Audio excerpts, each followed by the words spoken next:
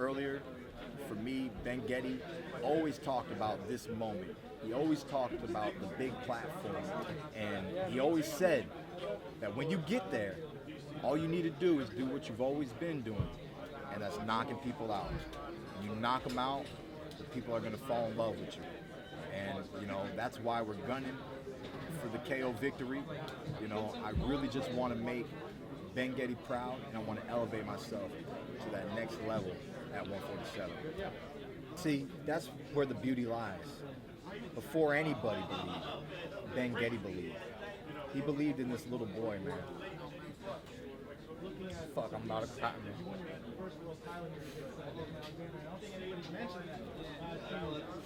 All right, Keith.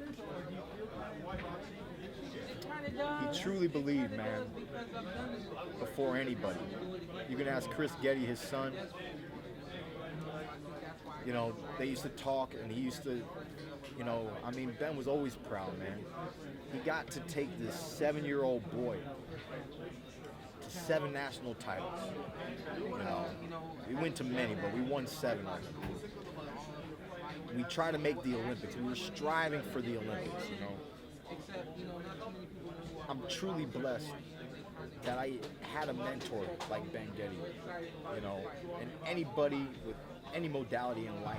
I don't care if you're a musician, if you're a poet, if you're an artist, if you're into construction, I don't care what you do. To have a mentor is just a blessing. Ben Getty sacrificed 13 years of his life because he believed in a child. I remember when he just wouldn't stop. He wouldn't stop talking about it. He just wouldn't stop talking about it. No matter where we went, this boy was going to be champion of the world. This boy's going to be champion of the world. And then he'd look me in my eyes and he'd say, he wasn't a bullshitter. And that's one thing he'd tell you too. I'm no bullshitter. He was a Vietnam veteran. He's pulled the trigger. And he didn't have pride in that either. He's just talking about the realities of the struggles and everything that he's been through in life and what it truly was like in Vietnam. But he used to say, look me straight in my eyes and say, you are a $1 million fighter, boy. I didn't know what money really was growing up, And to hear someone constantly point their finger at you and say, you are a $1 million fighter. And it's funny that he did it because it reminded me of the draft picture, right? With the guy in the finger, right? Like, we need you, right? You, Uncle Sam, you. We need you. And that belief that he had, that I had everything that it took to be a champion. And then he would go further and say, not just a champion, but a great champion. I could never believe in myself the way that Ben Getty believed in myself at 14 years old.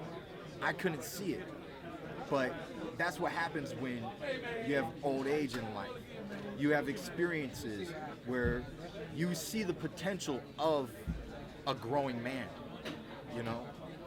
Me being the growing man, I don't understand life. But the fact that he believed in me so much, and he told me with that pointing ass finger, you are a $1 million fighter. I knew each and every day that was reason enough to show up to the gym. That was a reason enough to run as many laps as he told me to do as many push-ups as he told me to do, to jump as high as he told me to jump, to box for as many rounds as he told me to box. We're boxing 4 rounds today, and then I end up boxing 6. You know what I'm saying? I did whatever the man asked of me because he believed that I'd be where I am today. And I'm truly, truly grateful to Ben Getty. That's why I always wear his names on my trunks each and every time I perform. And I would really love to get a KO victory for him Saturday night. Do you see parallels between you and Mike Tyson and Customato? Because it seems like you guys had a real, early on in your careers, you had somebody that was really involved in your lives, and you guys, unfortunately lost him. Do you see a parallel or a comparison there? I do see a parallel. I've seen many comparisons. The real difference when I reflect on Mike Tyson and Customato and me and Ben Getty's relationship. The real difference is Ben Getty passed away before I became champion. He passed away before I had an opportunity to be on HBO, Showtime, NBC, ESPN, and now CBS. So, you know, when Mike lost Customato and he was at the top, and it was devastating, and it was hard for him to have another mentor to steer him in the right direction at that time in his career. For me, I vividly remember, at Ben Getty's funeral, I said absolutely not one word. Many family members expected me to speak on that day. You know, I was feeling a little awkward, but I was committed, and I knew that I wasn't going to speak. Because for me, and I knew that Ben Getty knew too, you know,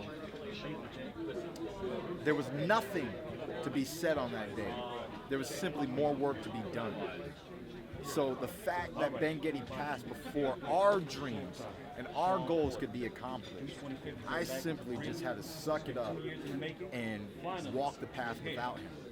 But the path is not walked without him, because I've learned everything from him. It is he who paved the path for this to happen. That 13 years of labor that he put in, what you guys are witnessing is the fruits of his labor, the fruits of my labor, the fruits of our sacrifices.